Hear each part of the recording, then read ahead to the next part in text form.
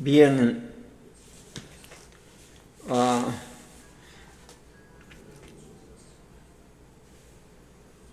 mi nombre es Manuel Dorante Suárez y vamos a hablar hoy un tema muy interesante, importante, ¿verdad?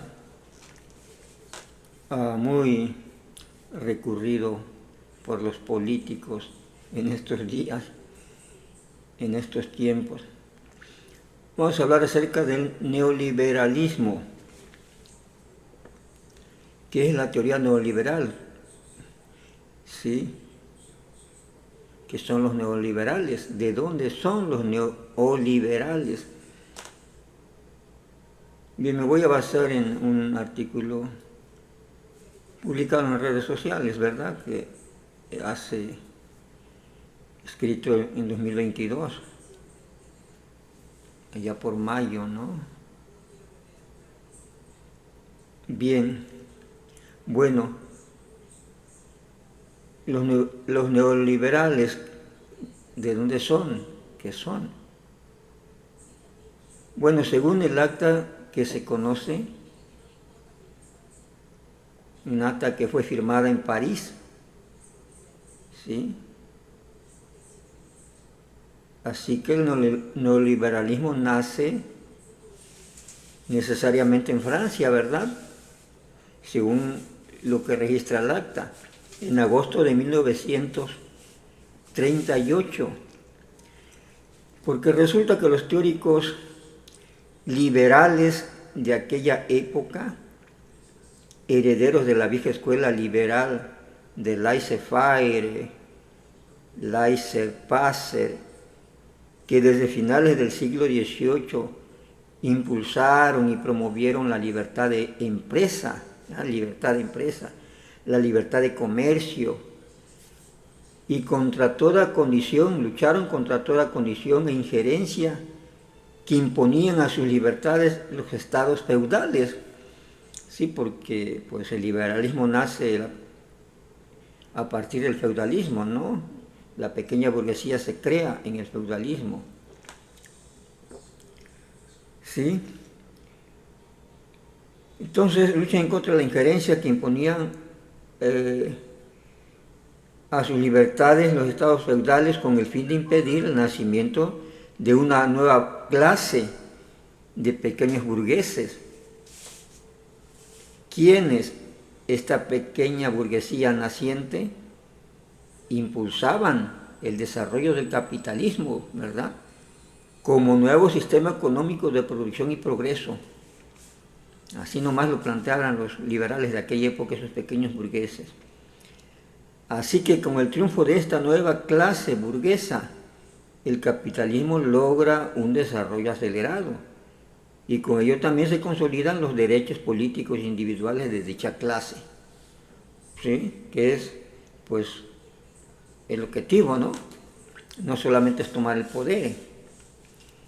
Sin embargo, para inicios del siglo XIX, la fuerza del capitalismo comienza a decaer. Sí, con la revolución industrial se inicia una era prodigiosa de desarrollo tecnológico, ¿no? División del trabajo, es decir, crecimiento y desarrollo del capitalismo, prosperidad del capitalismo, ¿verdad? Pero a finales del 19, pues, el capitalismo comienza a mostrar sus debilidades. Y para 1929 cae en su primera crisis importante, ¿sí? La primera crisis importante se dio en 1929 del capitalismo. Este hecho provoca la preocupación de los intelectuales del liberalismo, ¿verdad? Había problemas con el desarrollo del capitalismo, por tanto decidieron reunirse para analizar la problemática suscitada en la época. Así que hacen una convocatoria en París para discutir el evento. A este evento se le nombra, o sea, la invitación sale con ese nombre, se le nombra como coloquio de Liman. Y ahí se juntan, pues, por decirlo así, prestigiosos teóricos del capitalismo, ¿no? Liberales como Hayek, Mises, Lehman, ¿sí? Entre otros importantes. Se dice que en esa reunión se juntaron un poco más de 25 participantes, ¿no?, que asistieron a la convocatoria para discutir los problemas del capitalismo. Es decir, no se juntó cualquier gente, se juntaron los teóricos, gente que estudia la economía, pero desde el punto de vista del interés del capitalismo. Entonces, al final de la reunión, sientan las bases para darle nuevo impulso y renovar al liberalismo, ¿verdad? Porque el capitalismo empieza con las ideas liberales, que en su momento son ideas revolucionarias, allá en el feudalismo, en la época feudal, porque están pasando de un modo de producción a otro. Están luchando contra el viejo modo de producción, contra los feudales, reclamando libertades del individuo para poder progresar, ¿no? Hacer comercio, hacer empresa, ¿sí? Entonces, ahora en esa reunión, pues, esas ideas liberales, por decirlo así, que surgieron en aquel momento en la época feudal, ellos intentan darle nuevos impulsos, prácticamente son las mismas ideas, ¿verdad? Pero pues ajustadas al análisis de la situación actual de ese momento, ¿sí? Entonces, como yo decía, en esta reunión se sientan las bases para darle nuevo impulso y renovar al liberalismo, ¿sí? En sus conclusiones enuncian las bases para sustentar la nueva teoría liberal, la cual apuntalan con 3 pilares fundamentales, ¿verdad? ¿Sí? 3 pilares fundamentales. Después del análisis llegan a la siguiente conclusión, ¿sí? Que el capitalismo necesita de un Estado fuerte y austero, ¿verdad?, enfocado a impulsar y defender el libre desarrollo del mercado. Es decir, enfocado a resolver, pues, los problemas de los capitalistas. Libre desarrollo del mercado, libertad de mercado, ¿no?, que así se inició el liberalismo, ¿sí? Pero ahora en los tiempos modernos, bueno, era una receta que había que darle a los distintos gobiernos para permitir la proliferación de la libre empresa y la libre competencia, ¿verdad? ¿Sí? Estado fuerte, pero para favorecer al desarrollo capitalista, y de esa manera ellos pues veían prevenir, evitar los problemas que estaban viendo el capitalismo y motivo por el cual se habían reunido, ¿no?, por esos problemas que estaba atravesando, que era la crisis del 29, después de la crisis del 29, ¿verdad? El segundo planteamiento, el segundo pilar, como le llaman ellos, el libre funcionamiento de los precios, ¿sí? O sea, que nadie debe controlar los precios, por lo tanto, es por eso concuerda con el punto 1, ¿no? Libre mercado, el gobierno, el Estado fuerte, austero y enfocado a impulsar y defender el libre desarrollo del mercado. Eso implica que no se puede meter a controlar precios, ¿verdad?, de ninguna índole, que los precios queden sujetos a la oferta y a la demanda. Y el tercer punto que recomendaban, que era conveniente privatizar todo lo relacionado a los bienes públicos de los estados, ¿sí? Porque ellos creían, bueno, no creían, sino que es la realidad, detectaron que las empresas públicas pues hacían una competencia desleal mediante el poder que tiene el Estado, el gobierno, contra las empresas privadas, ¿no?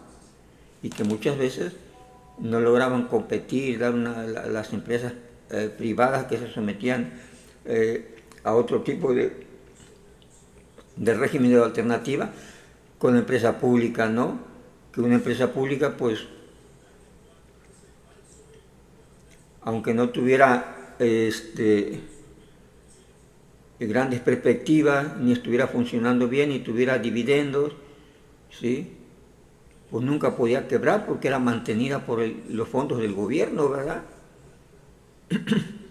Y le podía seguir haciendo la competencia a la empresa privada que fuera, mientras que la empresa privada sí tenía los problemas, si había crisis, podía entrar en quiebra, ¿verdad? ¿Sí? En recesión, y el capitalista perder eso. En cambio, la empresa pública, que prácticamente es manejada por el sector público, por el gobierno, y por lo tanto pertenece prácticamente al gobierno, no pertenece al pueblo, ¿verdad? Pertenece a quien la maneja, y quien la maneja es el gobierno que esté en turno. Y por lo tanto, aunque estuviese en quiebra, pues con inyectarle dinero del presupuesto público podría seguir dando la competencia, ¿no? Es ahí se basaban en eso. Caso Pemex ahorita no está totalmente en quiebra, pero ya va a depender de los impuestos de Hacienda para que continúe, ¿no?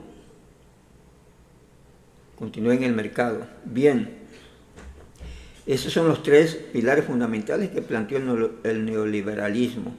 Por tal motivo, considerando que el nuevo planteamiento era de mayor amplitud y trascendencia, Walter Lippmann propuso que a dicho esquema y marco teórico para promover y resolver la nueva problemática del sistema capitalista se le bautizara como el nuevo liberalismo, ¿verdad?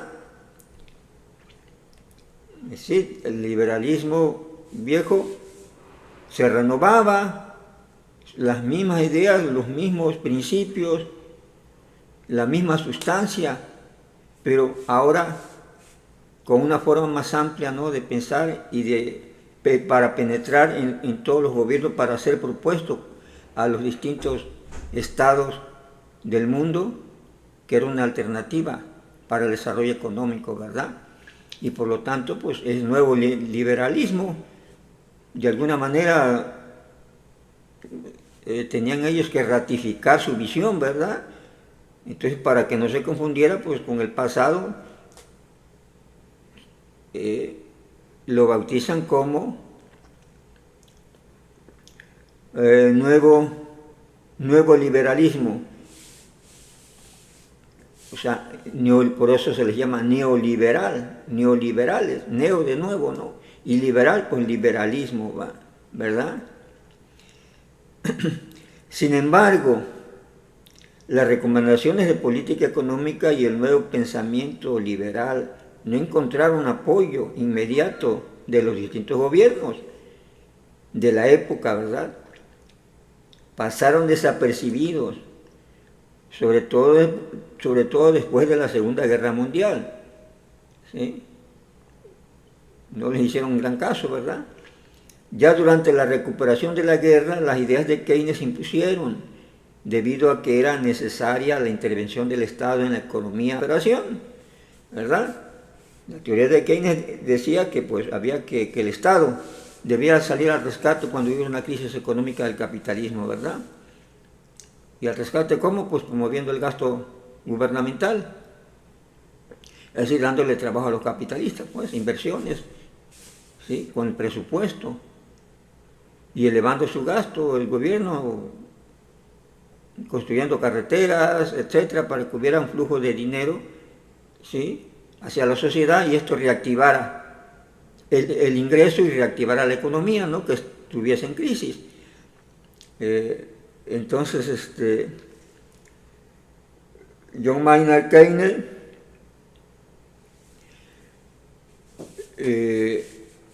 propuso esa medida, ¿no? Y fue a quien hicieron caso, y los estados comenzaron a aplicar la teoría de Keynes, ¿no?, en que el Estado se interviene para solucionar los problemas del capitalismo, de la economía, ¿no? Entonces, después de la Segunda Guerra, las ideas de Keynes se impusieron, debido a que era necesaria la intervención del Estado en la economía para promover la recuperación, ¿verdad?, como ya decía.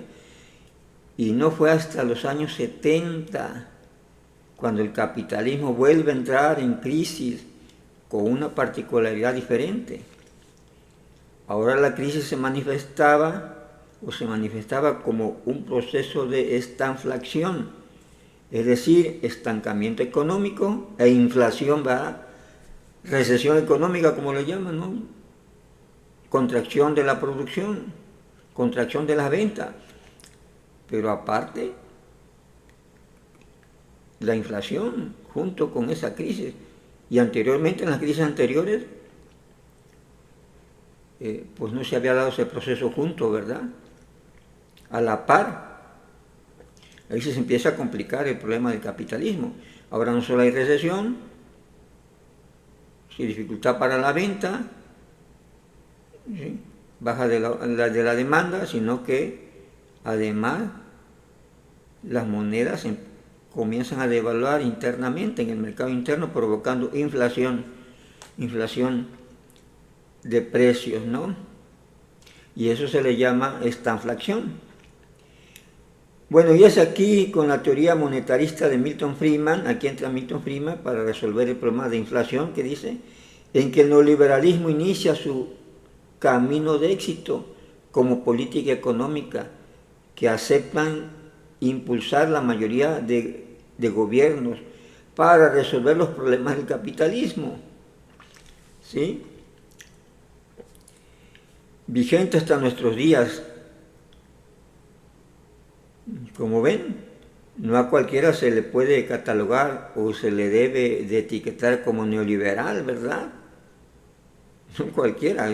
Ser neoliberal es tener ciertos estudios y tener una teoría bien respaldada, conocer la teoría en que se basa esa teoría económica, esas recomendaciones para solucionar los problemas del capitalismo, ¿verdad? Que es lo que intenta el neoliberalismo. De tal manera que las recomendaciones neoliberales no todas son aceptadas al 100%, ni todas son compatibles con los distintos caracteres del Estado que existen, ¿verdad? Igual cada gobierno decide qué ocupa y qué no necesita de las herramientas neoliberales, y esto sin que necesariamente quien aplique dicha política sea un neoliberal, ¿verdad?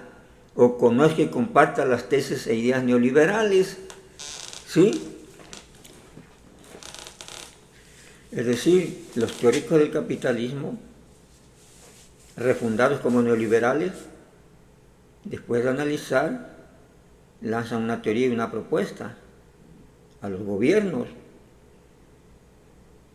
Ellos están trabajando a favor, no son empresarios ni son capitalistas, ¿verdad? Son teóricos, es decir, estudiosos de la economía, profesores, doctores en economía, normalmente son estudiosos que están estudiando la economía, ¿no? Las ramas de la economía, macro, micro, ¿sí? Pero con una visión capitalista, ¿no? Con la ideología de la clase dominante del capitalismo. Entonces así enfocan. Y entonces su tarea como teóricos del capitalismo pues es analizar cómo se comporta el capitalismo. Y en aquella época, ¿no? En los 30, ¿qué problemas había? Entonces los mejores estudiosos del capitalismo pues se tuvieron que reunir para proponer soluciones, ¿no? Eso era el objetivo de esos llamados ahora neoliberales. Su objetivo era proponer soluciones para resolver las crisis del capitalismo y que el capitalismo no siguiera comportando de tal manera como se seguía comportando, con crisis fuertes y sin resolver y que causan grandes problemas en la sociedad. Entonces diseñaron las propuestas como teóricos. Ellos no aplican las propuestas, ni tienen la facultad, porque la facultad para aplicar esas propuestas económicas son quien tiene el poder en un país, o sea, son los gobiernos. Ellos simplemente prácticamente funcionan como asesores, ¿verdad? Como asesores técnicos, ¿sí? Que lanzan la propuesta y que dicen, mira, Creemos que de esta manera lograremos resolver el problema si aplicamos estas medidas económicas. ¿Sí? Y obviamente en los países desarrollados, más desarrollados, aunque no de inmediato, ¿sí? Como ya decíamos, no de inmediato encontraron apoyo, no de inmediato se les hizo caso, pasó cierto tiempo, sí, hasta que se volvieron a complicar otra vez las cosas y entonces sí comenzaron a hacerles caso, puesto que los anteriores recetas al capitalismo no le habían funcionado o le habían funcionado parcialmente, pero no del todo, y el problema de la crisis seguía. Entonces encontraron un poco de mayor congruencia las tesis de estos teóricos, ¿sí? Como decíamos, ellos solo recomendaban y asesoraban quizás a los gobiernos, pero quien se encargaba de aplicar eran los distintos gobiernos y dependía pues del grupito que gobierna, ¿no? Que fue elegido, el presidente, ¿no? Y su grupo de secretarios de Estado, ministros, etcétera, ¿no? Que obviamente sabemos que los escogen de acuerdo a las afinidades que tienen con sus partidos, a las amistades que tienen, entonces se forman un grupo con ciertas ideas, ¿no? Y ellos son los que aceptaban o no aceptaban el neoliberalismo, ¿no? O las tesis del neoliberalismo, las recetas, pues, de tal manera que pues comenzaron a aplicar en distintos países, pues no de manera completa, cada quien decidió dónde sí aplicaba mayor de los 3 puntos generales que se mencionan, de los 3 pilares, las 3 bases, pues dónde les convenía apretar más, dónde menos, ¿sí? Y además el modo, ¿no? La característica principal de acuerdo al gobierno que estuviera en funciones, ¿sí? Pero la idea era resolver esos problemas del capitalismo, hacerlo más eficiente, porque la teoría neoliberal había prometido cuando menos daba la esperanza, ¿no? a los capitalistas de que los periodos de crisis se verían ralentizados, o sea, habrían menores y menos agresivos, ¿no? O sea, serían menos fuertes y menos duraderos, ¿no? Y que probablemente, además, la sociedad, la clase trabajadora, podría beneficiarse un poco más de esas recetas neoliberales, y así lo plantearon. Pero como decía, la aplicación de esas recetas neoliberales no estaba a cargo de estos teóricos, de estos que sí son los neoliberales, ¿no? Los teóricos neoliberales, estaba a cargo de los gobiernos, del presidente, que ni idea podían tener de economía, ¿no? Ni de que simplemente es una receta, hay que hacer esto, y juntan a sus técnicos o a los que ministros de economía, y si saben algo de economía, bueno, podrían recomendar y decir sí, o hagamos acá. Ya es la cuestión de la práctica humana, ¿no? De aplicar, cómo aplicar, ¿sí? De tal manera que quizás algunos exageraban, otros eran tibios y otros pues a lo mejor no sabían ni lo que estaban haciendo, ¿no? Es decir, simplemente es como cuando te dan la receta de cocina, quieres cocinar unos huevos rancheros, pues lleva esto, ¿no? Pero resulta que esos huevos rancheros, otro también los puede cocinar, son rancheros, pero yo no le voy a poner este ingrediente, ¿verdad? Yo le voy a poner este otro ingrediente porque a mí me gusta mejor este ingrediente. Y así, ¿no? Se puede variar el mismo platillo, ¿no? Un huevo ranchero a lo mejor tiene 3, 4, 10 presentaciones, ingredientes distintos, ¿no? Lo principal es el huevo, claro. Y la manera en que se cocina, pero otros ingredientes, ¿no? ¿Con qué te lo comes? Bueno, más o menos así las recetas del neoliberalismo. El neoliberalismo propone, y quienes aplican son los gobiernos, pero esa teoría también, desde el punto de vista del imperialismo de los países capitalistas desarrollados, puesto que tienen problemas en sus países, pues tratan de aplicarla a nivel mundial, ¿verdad? ¿Sí? Y por lo tanto piden libertades en otros países para su negocio. Sí que se le impongan, pues no dicen que no se les cobren impuestos, pero que sean impuestos, si es posible, lo más bajo posible, ¿verdad? Lo más que se pueda bajar impuestos, pocas restricciones para poder emprender allá una empresa, o sea, los requisitos burocráticos de que el permiso, de que la concesión, de que esto, el precio, los costos para instalar una empresa y después los impuestos que te cobran, ¿sí? Y después dentro del país, si vas a importar, vas a exportar o vas a vender dentro del país o vas a combinar exportación con venta interna, el nivel de salarios, ¿no? O sea, ciertas cosas que le permitan a la empresa tener la mayor eficiencia posible, ¿verdad? Y las menores dificultades posibles y la mayor ganancia posible. Por eso recomiendan un Estado fuerte y austero. Austero quiere decir que lo que tenga los recursos del gobierno, pues irán a apoyar a las empresas capitalistas, ¿no? A que se desarrollen mejor. ¿Y cómo lo hacen? Bueno, como ya decíamos, mejorando las vías de comunicación, por ejemplo, ¿no?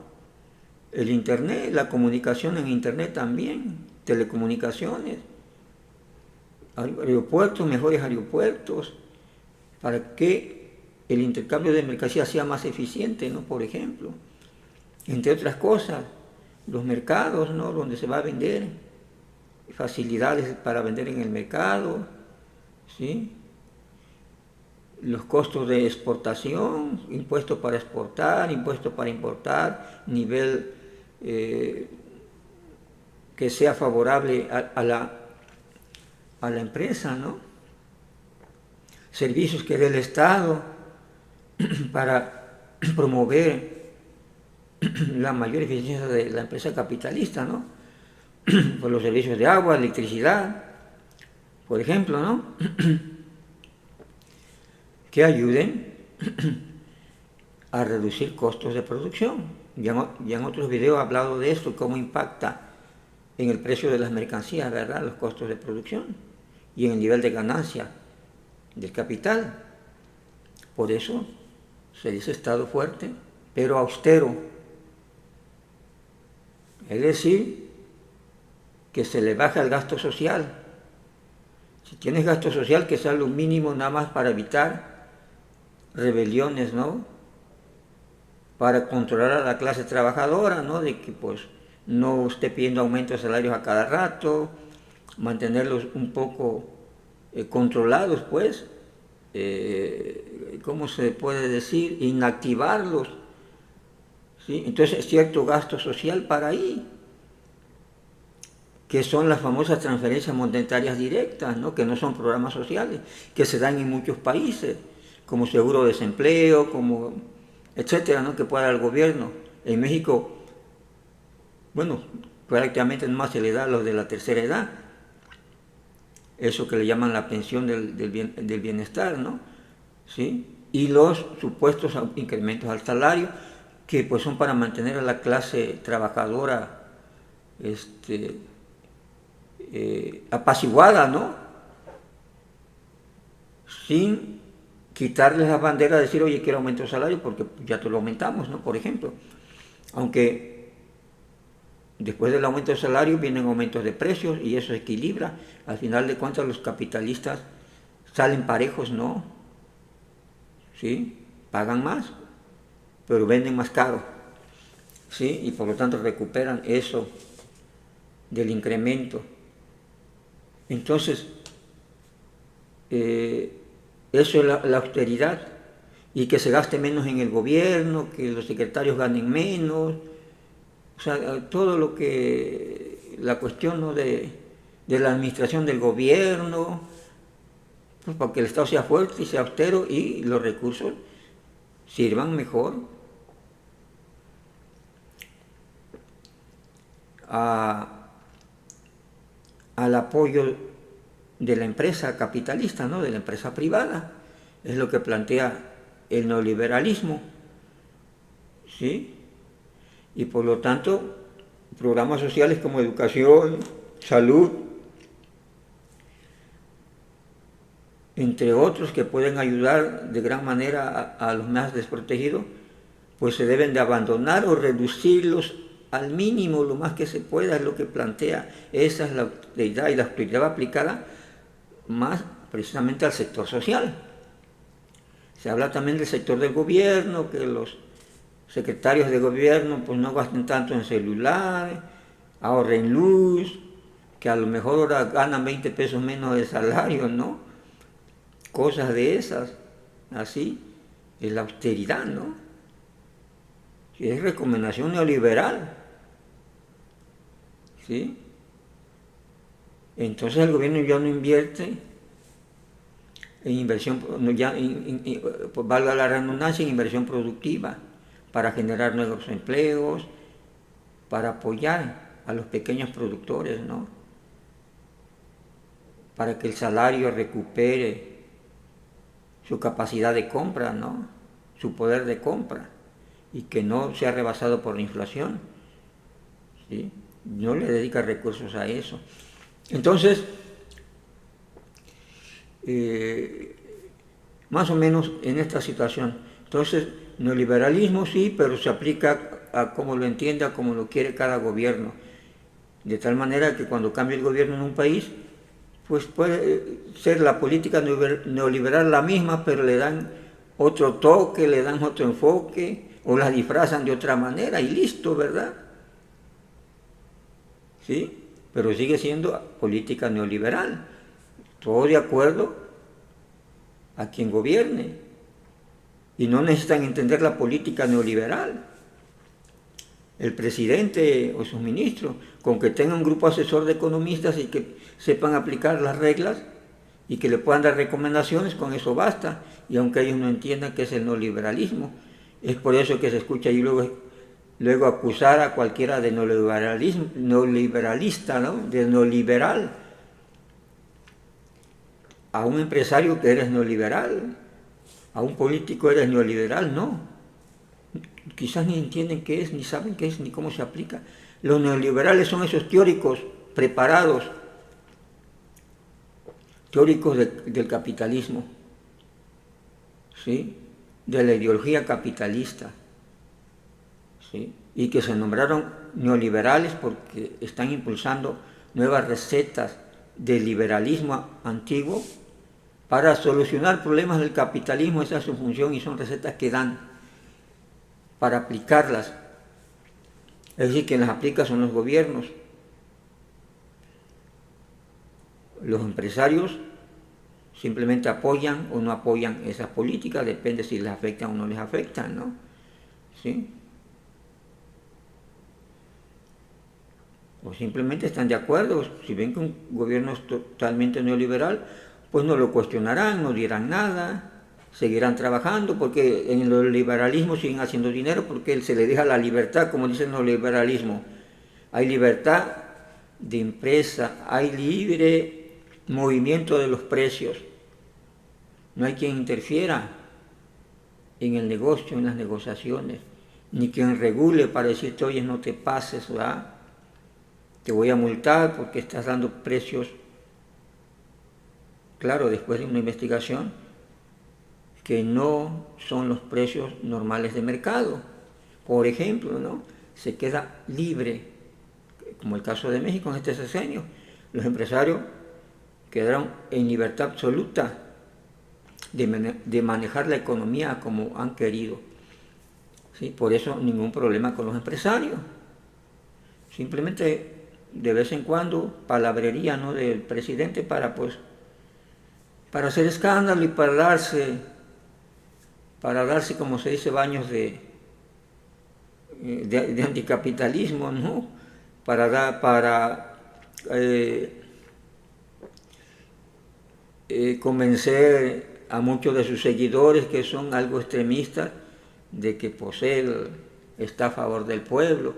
Pero una cosa son las palabras, el discurso, y otra cosa son la realidad y los hechos.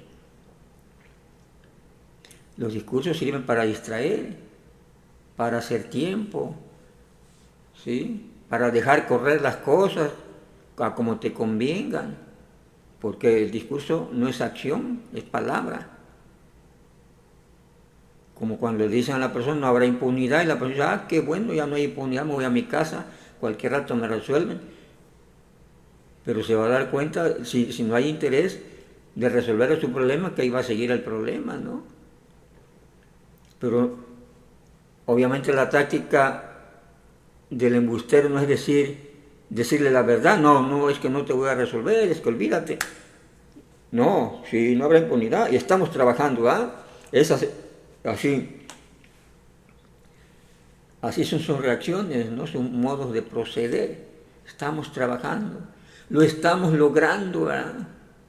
Dijimos que íbamos a hacer esto y lo estamos logrando, como ahorita una frase ahí, 6 años logrando mejorar el sistema de salud, porque lo prometieron. Pero todavía no lo logran, pero pues ya lo están logrando, digo. Así, ¿no? En esas situaciones, esas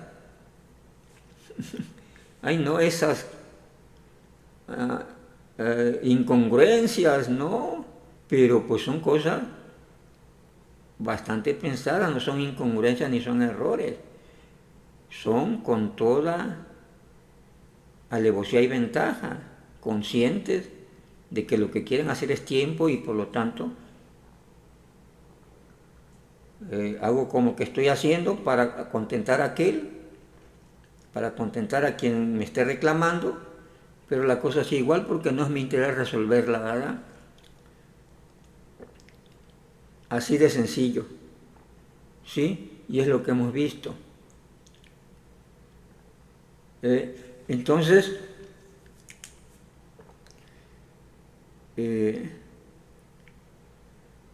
igual, ¿no? Alguien puede decir que no somos neoliberales, y los neoliberales estaban por allá, se fueron, ya no están gobernando, pero la política que se está aplicando en los hechos puede ser 100% neoliberal, ¿sí? Ejemplo México, ¿no? En este sexenio desaparecieron, había un buen de programas sociales realmente, pues todo ese gasto público lo desaparecieron, lo quitaron y dejaron unas cuantas cositas. Es política neoliberal, aunque ellos digan lo que quieran, que no se le hace mucha propaganda porque pues están afectando a la gente y se van a hacer escándalos de otro lado para entretener a la gente en otra cosa, ¿verdad? ¿Sí? Entonces, así de sencillo. Entonces, neoliberal es aquel que entiende de la política y que es un teórico del neoliberalismo. Los demás pueden aplicar total o parcialmente esas medidas neoliberales o no, y prácticamente es función de los gobiernos aplicar esas medidas neoliberales. Los empresarios están trabajando y se alinean a las nuevas políticas que surgen en los gobiernos, ¿verdad? Claro, siempre y cuando esas políticas les estén favoreciendo totalmente o parcialmente y no hay afectaciones graves, porque si no, pues obviamente reclaman, y entonces sí se vuelven problemas, ¿no?, en el país, porque si la clase empresarial que tiene dinero, tiene recursos, comienza a moverse, si hay problemas. Y los gobiernos pueden ponerse a temblar porque no es lo mismo que uno de clase media, los que están en la pobreza, pidan al gobierno y lo critiquen y le exijan cosas, no los atienden, no les hace caso, se les ataca, se les denigra, no se les toma en cuenta. Pero si el Consejo Empresarial, por ejemplo, de México, o los grandes empresarios de México, se hubiesen revelado alguna diferencia real con este gobierno, pues sí, hubiera habido más revuelo y se le hubiera ido muy mal a este gobierno. Sin embargo, termina sin críticas del sector empresarial, más que ciertos detallitos ahí, ¿no?, que hay ahorita, ¿no?, con la reforma judicial, con eso, pero de ahí estuvieron tranquilos, ¿no?, gobernando sin la presión de algún otro poder fuerte, porque quiere decir que lograron compaginarse con ese otro, con los verdaderos poderes, ¿no?, que tienen los recursos para promover acciones de alto calado y reales y que sí podían perjudicar a un gobierno, como el caso de Venezuela. En Venezuela pues está dura la cosa, ¿no? Allá los empresarios están duros contra el presidente. Allá sí están actuando, incluso países como Estados Unidos, tratando de intervenir. Entonces, no es lo mismo. Allá se le critica a diario y por distintos, ¿no? Aquí, normal la cosa, tibia la cosa con los demás. Entonces quiere decir que la política neoliberal ha dado resultados en México. Estamos caminando en el neoliberalismo. Las ideas neoliberales, no al 100% aplicadas, pero en lo que le conviene a la clase empresarial, ¿sí?, están funcionando muy bien y están contentos, y ahí están los datos, las estadísticas de INEGI, los millones que han hecho en este sexenio, ¿no? El crecimiento de la riqueza, cuánto han crecido, uno puede ver en las estadísticas del INEGI y Banco Mundial, de los grandes empresarios mexicanos, ¿sí?, de este país, que no ha disminuido sus niveles de riqueza, han crecido siempre hasta arriba. Es decir, no han tenido problemas para los negocios, han tenido esa libertad que promueve el neoliberalismo, una libertad total para decidir qué, cómo, cuándo, qué precio. Y por lo tanto, han tenido ventaja y se refleja en sus dividendos, en sus ganancias obtenidas, ¿sí? Siguen en bonanza. ¿Por qué? Porque precisamente la política económica de su gobierno ha sido eso, favorecer a las ideas neoliberales en ese aspecto. Pero claro, como gente de gobierno, como gente, como ya decíamos, que tiene sus propios intereses, su propia visión personal de las cosas, pues también necesitan beneficiarse, tomar algo de beneficio, ¿no? ¿Sí? Entonces, les quedó las manos libres también para, pues, ellos, como decía, repitiéndolo, para que ellos pues se beneficiaran también, ¿no?, o tuvieran también algún dividendo por manejar el gobierno, ¿no?, las prebendas, como quieran llamárseles. Entonces, no se los molesta, nadie los molesta por un lado, y pues ellos tienen las manos libres para también ellos aprovechar la función de gobernante, ¿verdad?, y beneficiarse, de tal manera que pues ahorita hasta quieren desaparecer la Suprema Corte, es decir, se consideran que tienen todos los derechos y pues tienen toda la autoridad, pues nada, las manos las tienen desatadas, ¿no? No hay quien se las... y están súper confiados. Bien, entonces ese es el neoliberalismo que les quería plantear, ¿sí? En pocas palabras, resumiendo, es una teoría que promueve soluciones al capitalismo. Algunos le llaman recetas, ¿no?, algo así como recetas, impulsadas por estos teóricos neoliberales, ¿sí?, estos teóricos del capitalismo, bueno, liberales y que se autonombraron neoliberales porque pues son nuevas generaciones, ¿no? Bueno, cuando estaban ellos, para parecer se siguen reuniendo se siguen reuniendo, no sé si cada año, para ir discutiendo todas esas, ir afinando sus teorías y sus políticas, ¿verdad? Pero nacieron en Francia, en París, en el 38 más o menos. Ahí se autonombraron como neoliberales, es decir, porque promueven un nuevo neoliberalismo, nuevas recetas, nuevas ideas, ¿sí? Más o menos en esa situación estamos actualmente, ¿no? Entonces, pues lo que estamos viviendo es capitalismo, imperialismo, con recetas de los neoliberales que están diciendo cómo debe funcionar el sistema para que tenga menos problemas. Pero, pues, el resultado es, hasta el día de hoy, que esas recetas, pues, han fallado, si no en 100%, pero han fallado cuando menos para la mayoría de la población. Sí le funcionaron un rato a los capitalistas, lograron que la crisis se hicieran más, ¿cómo se dice? Menos periodos de crisis, pues, ¿sí? Pero no han desaparecido, ahí están las crisis, ¿sí? Y la pobreza no ha desaparecido. Las contradicciones del capital siguen vigentes. Entonces, ¿hasta cuánto tiempo sostendrán esas ideas neoliberales? No lo sabemos, pero no están funcionando a como fue planteado. Bien, gracias. Hasta la próxima.